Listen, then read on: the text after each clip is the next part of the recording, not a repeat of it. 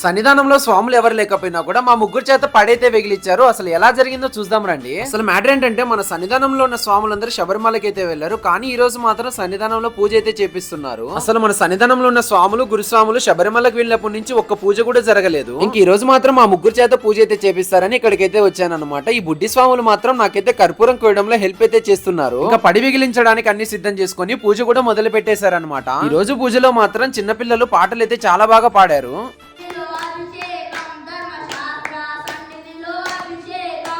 శాస్త్ర సన్నిధిలో అభిషేకం ధర్మశాస్త్ర సన్నిధిలో. ఇంకా భజన అయిపోయినాక ఉండేది మేము ముగ్గురం స్వాములే కాబట్టి మా ముగ్గురు చేత ఈరోజు పడైతే వెగిలిస్తున్నారు.